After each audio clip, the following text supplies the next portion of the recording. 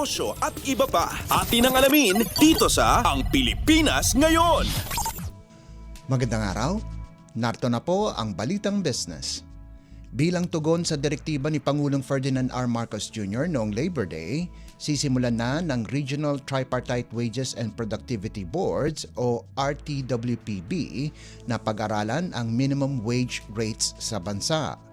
Ayon sa Department of Labor and Employment o DOLE, sisimulan ang pagsusuri sa National Capital Region o NCR itong darating na Mayo 16. Sinabi ni DOLE Secretary Bienvenido Laguesma na mauuna muna ang NCR bago ang iba't ibang rehiyon sa bansa. Dagdag ni Laguesma, magsasagawa na din ng kani-kanilang pag-aaral ang 10 rehiyon itong Hulyo at Agosto, kaya't tiniyak ng kalihim na mayroong mga ilalabas na balita hinggil sa pagtaas ng minimum wage. Lagay ng ekonomiya, kalakalan, negosyo at iba pa. Atin ang alamin dito sa Ang Pilipinas Ngayon. Kumpiyansa ang National Economic and Development Authority o NEDA na maaabot ng Pilipinas ang 6 hanggang 7% target growth rate para sa taong ito.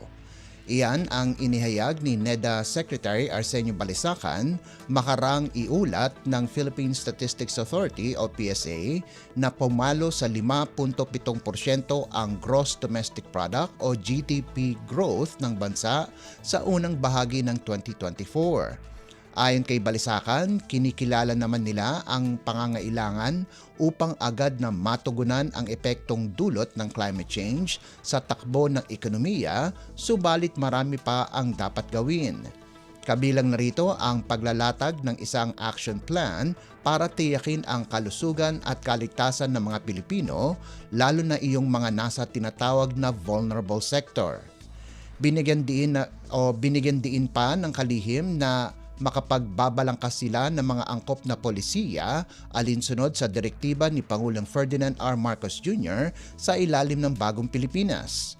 Nananatiling nakatuon ang pamahalaan na maisakatuparan ang mabilis, matatag at nagkakaisang paglago para bigyan ng maginhawang buhay ang bawat Pilipino. Lagay ng ekonomiya, kalakalan, negosyo at iba pa. Atin ang alamin dito sa Ang Pilipinas Ngayon. Maaaring ikonsidera ng Department of Agriculture o DA ang posibilidad na limitahan ang pag-aangkat ng imported na sibuyas kasunod ng naging paglago sa lokal na produksyon ng sibuyas nitong mga nakalipas na buwan. Batay sa tala ng Philippine Statistics Authority o PSA, umangat sa 28.58% ang produksyon ng onion industry sa unang quarter ng 2024. Ayon kay DA spokesperson Assistant Secretary Arnel de Mesa, kokonsultahin nila ang Bureau of Plant Industry o BPI para sa aktual na supply ng sibuyas ngayong Mayo.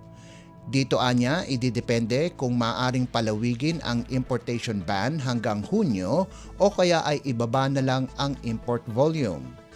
Una nang sinabi ni DA Secretary Francisco Chu Laurel Jr. na walang importation ang magaganap hanggang Mayo at pwedeng palawigin hanggang Hulyo depende sa magiging performance ng lokal na produksyon ng sibuyas.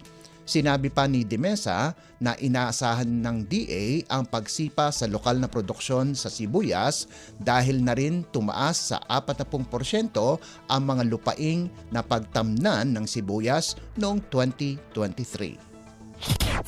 Lagay ng ekonomiya, kalakalan, negosyo at iba pa. Atin ang alamin dito sa Ang Pilipinas Ngayon.